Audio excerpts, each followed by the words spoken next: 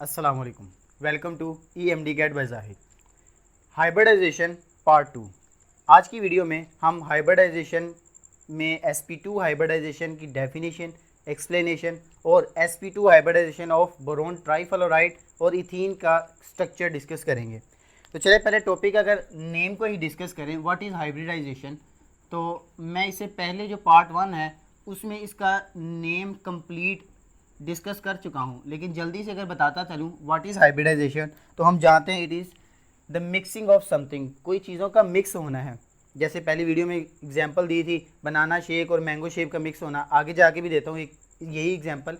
लेकिन hybridisation chemistry में specially हम कहते हैं ऑर्बिटल्स का मिक्स होना। अब ऑर्बिटल्स यहाँ पे देखें, अगर मैं कार्बन की इलेक्ट्रॉनिक कन्फिगरेशन लिखूँ तो कार्बन 6 एटॉमिक नंबर, उसकी इलेक्ट्रॉनिक कन्फिगरेशन 1s2 2s2 और इसी तरह आगे जो p ऑर्बिटल्स हैं उसको मज़ीद एलेबोरेट करके मैं 2px और 2py और 2pz में लिख देता हूँ।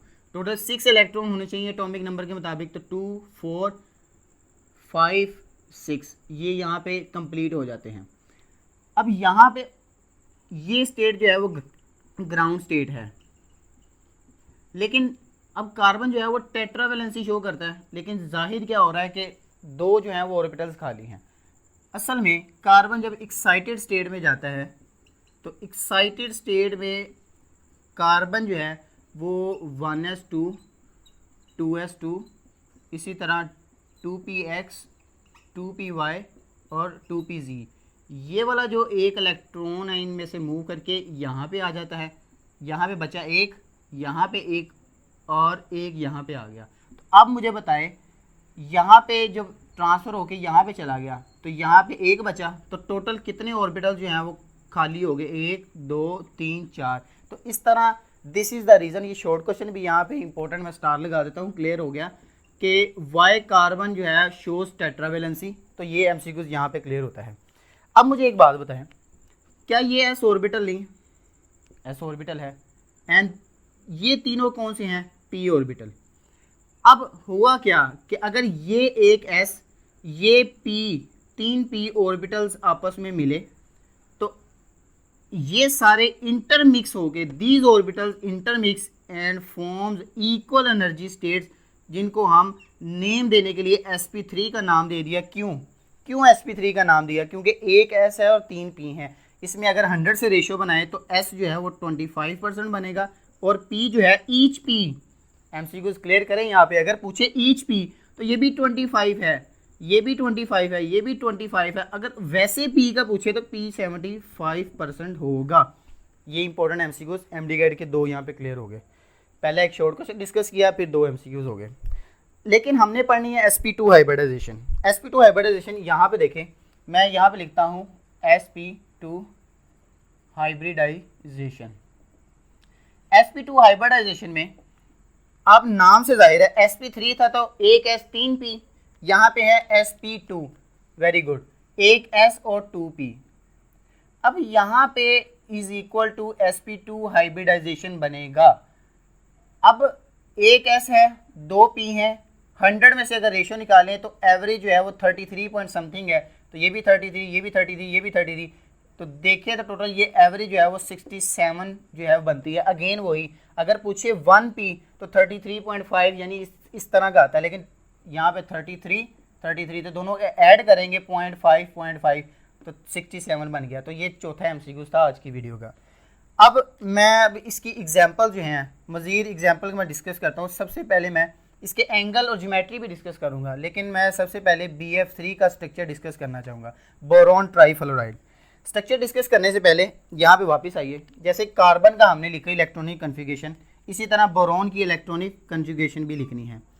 तो बोरॉन का एटॉमिक नंबर जो है वो 5 है, इसकी electronic configuration 1s2 2s2 2px 2py और इसी तरह 2pz। अब मुझे बता दें 5 इलेक्ट्रॉन्स हैं, एक इलेक्ट्रॉन आ गया यहाँ पे, कितने ऑर्बिटल जो हैं वो हाफ फील्ड है ये वाला, लेकिन ये अगेन ग्राउंड स्टेट में है। यहाँ पे भी MCQs बन गया, कितने ऑर्बिटल्स खाली? The number of orbitals which are half या पार्शियली फील्ड इन बोरॉन अगर ग्राउंड स्टेट का जिक्र करें तो 1, लेकिन होता क्या है, ये वाला इलेक्ट्रॉन बहुत शरारती है, ये उछल कूद करता है और ये इलेक्ट्रॉन जंप करा और यहाँ पे आ गया। अब मुझे बताएं, यहाँ से 2 इलेक्ट्रॉन से 1 इलेक्ट्रॉन चला गया, 2 में से 1 गया, बहुत मुश्किल क्वेश्चन है, 2 में से 1 गया और बाकी 1 बच गया।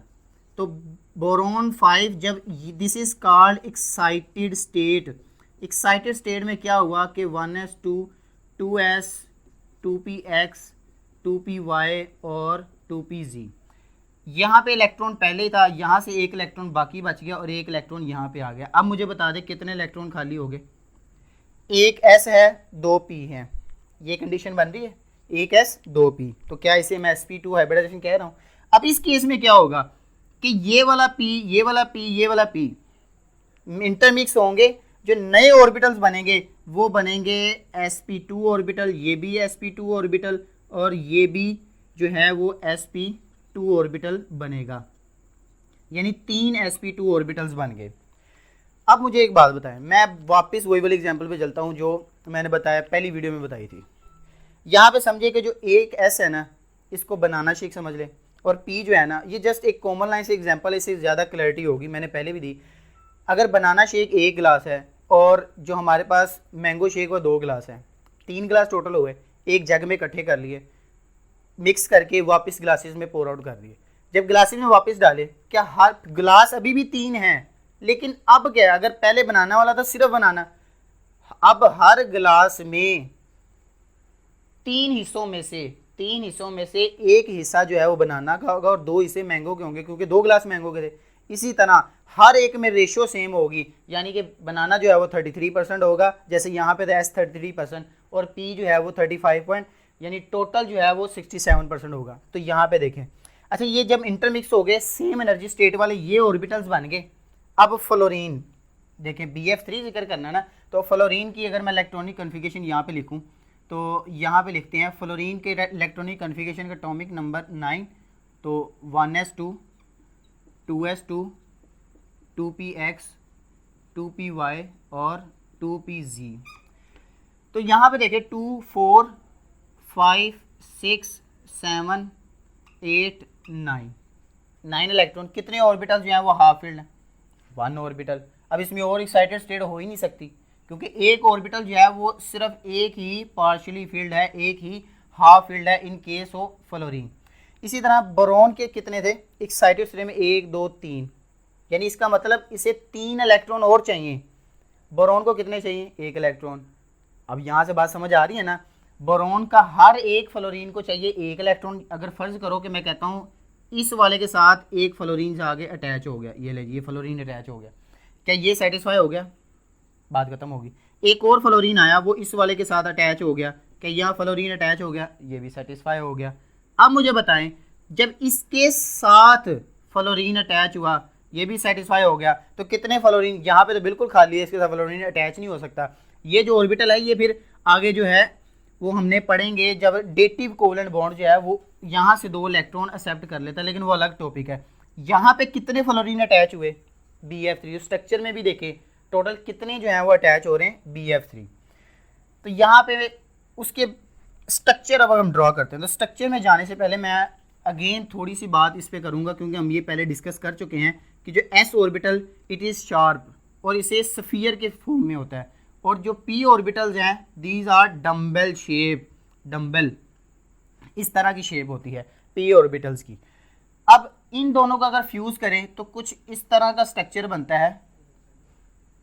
यहाँ पे अगर मैं डिस्कस करूँ तो ये असल में इस तरह का स्ट्रक्चर बना था, ये अगर p शेप है तो ये कुछ इंटरमिक्स हो जाता है और यहाँ पे बॉन्ड बन जाता है, एक S और P बॉन्ड बन जाता है। लेकिन मैं आपको बताना चाह रहा हूँ कि ये जो बॉन्ड हम अपनी आसानी के लिए इसको एक लोब से शो करते हैं, अपनी आसानी के लिए सिर्फ इतने लोब से, ये बात याद रखनी है। अब स्ट्रक्चर ड्रॉ करते हैं। स्ट्रक्चर में सबसे पहले मैं डिस्कस करूँगा BF3 को। तो बोरॉन का सबसे पहले मैं सेंटर में ड्रॉ करता हूँ कि ये समझें कि ये मैंने बोरॉन को बनाया है, ये बोरॉन का रेड कलर का मॉलिक्यूल है। तो बोरॉन के कितने ऑर्बिटल्स खाली हैं, 1 2 3 ऑर्बिटल खाली हैं जो मिक्स होकर सेम एनर्जी स्टेट के बने हुए थे। तो ये कुछ इस तरह अरेंज हो जाएंगे, एक ये एक कुछ इस तरह का आ जाएगा, यानी कि मैक्सिमम जो है वो डिस्टेंस पे होंगे ताकि रिपल्शन कम हो। अब वाइट बोर्ड है, यहाँ पे 3D स्ट्रक्चर नहीं शो किया जा सकता, तो ये देखिए कुछ इस तरह का स्ट्रक्चर बनता है। अगर अब मुझे बता दें फ्लोरीन अटैच होने हैं, फ्लोरीन के वैलेंस शेल में जो हाफ फील्ड है वो कौन सा है, पी ऑर्बिटल, तो किस शेप का होगा, डम्बल। ये जो स्ट्रक्चर है ना, ये पी, मैंने कहा ना इसको हम आधा कंसीडर करते हैं, टोटल ये इस तरह का होगा, इस तरह का, यानी इस तरह कुछ इसके साथ छोटा हिस्सा ये भी होगा, लेकिन मैंने नहीं लिखा हुआ और ना ही बुक ने लिखा, क्योंकि ये for the sake of ease, आसानी के लिए हम इस चीज़ को नहीं लिखते। तो अब मुझे बताएं, एक फ्लोरीन जो है वो यहाँ पे आके अटैच हो जाएगा, एक फ्लोरीन जो है वो यहाँ पे आके अटैच हो जाएगा, और एक फ्लोरीन जो है वो यहाँ पे आके अटैच हो जाएगा। तो ये कुछ इस तरह का स्ट्रक्चर जो है 120 डिग्री जो है वो इसका एंगल बनता है, और इस तरह जो है बोरोन ट्राईफ्लोराइड का स्ट्रक्चर बनता है। तो आप यहाँ पे देख भी सकते हैं कि किस तरह ये एफ ऑर्बिटल और पी ऑर्बिटल्स मिलकर sp3 हाइब्रिडाइजेशन के थ्रू बोरोन का स्ट्रक्चर बना है। अब हम डिस्कस करेंगे इथीन का मॉलिक्यूल जो है वो किस तरह बॉन्ड बनाता है। तो अब बारी है इथीन के स्ट्रक्चर की। तो इथीन का यहाँ पे हम लिख लेते हैं सबसे पहले इथीन। इथीन का जो मॉलिक्यूल है वो असल में CH2 डबल बॉन्ड के साथ CH2। अब यहाँ पे आपको एक चीज़ और क्लियर हो जाएगी, what is sigma bond and what is pi bond, ये भी इसी टॉपिक में क्लियर हो जाएगा, वो असल में यहाँ पे हम डिस्कस करेंगे। तो इसकी जो मेन सेंट्रल एटम है वो कौन सा है, कार्बन। तो वीडियो के स्टार्ट में ही हमने कार्बन की कन्फिगरेशन जो है वो डिस्कस कर ली थी। कार्बन के शो कर रहे हैं टेट्रावैलेंसी। अब यहाँ पे शो क्या हो रहा है कि एक एस है 3 पी है, कार्बन को शो करनी चाहिए sp3 हाइब्रिडाइजेशन, लेकिन ऐसा नहीं होता, क्योंकि in case of ethene only, मैं कलर चेंज कर देता हूँ, यहाँ पे ये वाला s ऑर्बिटल, ये वाला p ऑर्बिटल, ये वाला p ऑर्बिटल, और ये जो है p ऑर्बिटल, ये अलग से p ऑर्बिटल किसी और इथीन के कार्बन के साथ p ऑर्बिटल के साथ स्ट्रक्चर बना के पाई बॉन्ड बना देता है। कैसे वो भी मैं डिस्कस करता हूँ, लेकिन ओनली ये जो तीन है ना आपस में मिक्स होते हैं। अगर सारे ऑर्बिटल्स मिक्स होते हैं एक एनर्जी स्टेट पे जाते हैं, जिसको हम sp2 हाइब्रिडाइजेशन कहते हैं, sp2। अब sp2 हाइब्रिडाइजेशन कितने ऑर्बिटल्स और चाहिए, 1 2 3, इन 3 इलेक्ट्रॉन्स। तो हुआ क्या, अगर मैं सेंटर में कार्बन को ड्रा करूं, यहाँ पे ये कार्बन है सेंटर में, तो कार्बन के कितने वैलेंस वैली हैं, 1 2 3 4।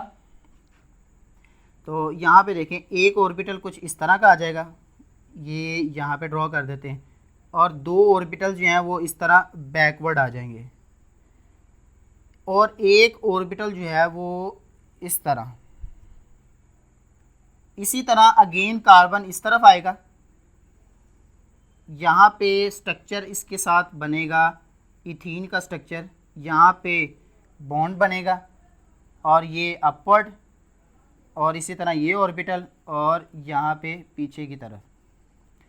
तो अब मुझे बताए कुछ ये इथीन का अगर स्ट्रक्चर बना है, अब ये देखने में तो बड़ी अजीब सी अगर डायग्राम लग रही है, तो मैं इसे ज़रा क्लैरिफाई करने के लिए चेंज कर देता हूँ। ये वाला जो हिस्सा है, ये वाला रेड कलर से लिख रहा हूँ, this is called sigma bond because these 2 orbitals are bonded head to head. इस तरह बॉन्ड हो तो उसे कहते हैं सिग्मा बॉन्ड। लेकिन अगर मैं जो ऑर्बिटल्स ग्रीन कलर से कलर कर रहा हूं, तो आप यहाँ पे देखें, these orbitals are parallel to each other and make and form a bond in parallel fashion which is formed pi bond. यहाँ पे आप देख सकते हैं रेड कलर वाले कौन से थे जो है वो, और इसी तरह पाई बॉन्ड बन गया। लेकिन ये वाले जो 2 हैं ना, इनके साथ हाइड्रोजन अटैच हो जाता है, क्योंकि हाइड्रोजन एक लग जाएगा, हाइड्रोजन यहाँ पे एक लग जाएगा, हाइड्रोजन यहाँ पे एक लग जाएगा, यहाँ पे एक लग जाएगा, यहाँ पे। तो देखें ये कुछ इस तरह का स्ट्रक्चर बनता है, इसको आप कलर कर लें। आप इसी तरह की डायग्राम बोर्ड के पेपर में बनाया करें। अगर डिफरेंस होगा ना, एग्जामिनर को समझने की आसानी होगी, वो उतने ही नंबर भी ज़्यादा देगा। तो अब आए हम MDCAT की तरफ। एक स्ट्रक्चर की बात करें तो हाइड्रोजन 2 हैं, पूरे इथीन के स्ट्रक्चर की बात करें तो 4 हाइड्रोजन हैं, पूरे इथीन मॉलिक्यूल का डिस्कस करें तो टोटल पाई बॉन्ड्स कितने हैं, 1। सिग्मा बॉन्ड की तादाद मैं बता रहा था, तो यहाँ पे देखिए एक सिग्मा बॉन्ड बाहर तौर पे लगता है कि ये वाला नहीं, पाई बॉन्ड तो एक है क्योंकि पैरेलल फैशन में लगा, क्योंकि हमने डिस्कस किया those bonds which forms parallel, यानी इस तरह दिस, ये हेड टू हेड है, सिग्मा बॉन्ड, अगर इस तरह फॉर्म हो तो पैरेलल। तो यहाँ पे देखिए ये पैरेलल फैशन में, तो एक ही बॉन्ड है। अब ये भी जो है वो सिग्मा बॉन्ड बनेगा, ये भी सिग्मा बॉन्ड बनेगा, ये भी सिग्मा बॉन्ड बनेगा, ये भी सिग्मा बॉन्ड बनेगा। क्या ये हेड टू हेड नहीं जोड़े? तो सिग्मा बॉन्ड ही हुआ ना। तो इस तरह जो है 1 2 3 4 5 कितने बॉन्ड हो गए? तो इसमें टोटल सिग्मा बॉन्ड्स का अगर जिक्र करें तो 5 है। हाँ, अगर जिक्र करें पाई बॉन्ड्स को तो वो है टोटल 1। अब एक और नई टर्म आती है, what is pi electrons, sigma electrons क्या हैं। अब मुझे बताएं, अगर मैं कहूँ 2 इलेक्ट्रॉन्स ने अगर आपस में बॉन्ड किया है, अगर ये वाला एक एस जो है, इसी तरह जैसे यहाँ पे डिस्कस किया था, अगर एक एस यहाँ पे खाली था, एक इलेक्ट्रॉन चाहिए, तो फ्लोरीन ने एक इलेक्ट्रॉन दिया तो इनके दरमियान बॉन्ड बन गया, ये डिस्कस किया था ना।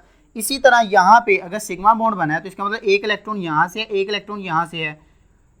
एक सिग्मा बॉन्ड में 2 इलेक्ट्रॉन्स होते हैं, तो टोटल सिग्मा कितने हैं? 5। तो हम 5 × 2 कर देंगे, यानी टोटल सिग्मा जो इलेक्ट्रॉन्स होंगे वो 10 सिग्मा इलेक्ट्रॉन्स होंगे। लेकिन जो पाई है 1 × 2, टोटल जो है वो 2 पाई इलेक्ट्रॉन्स होंगे। तो इस तरह के एमडीकैट में एमसीक्यूज आते हैं। अब इसका जो एंगल है, यहाँ इसके दरमियान अगर एंगल देखें तो कौन सा बन रहा है? 120। इनके दरमियान एंगल देखें, इन दोनों के दरमियान, यानी पाई बॉन्ड वाले और सिग्मा बॉन्ड वाले, तो 90 का एंगल बन रहा है। इस तरह के एमसीक्यूज आते हैं। वैसे जो sp2 हाइब्रिडाइजेशन है उसका स्ट्रक्चर किस तरह होता है? ट्राइगोनल स्ट्रक्चर होता है, 100 यानी 20 डिग्री जो है वो एंगल होता है इनके दरमियान। तो दोस्तों ये थी आज की वीडियो। उम्मीद करते हैं कि वीडियो आपको अच्छी लगी होगी। वीडियो पसंद आने की सूरत में चैनल को सब्सक्राइब करना मत भूलिएगा और खुश रहिए, मुस्कुराते रहिए। अल्लाह हाफिज़।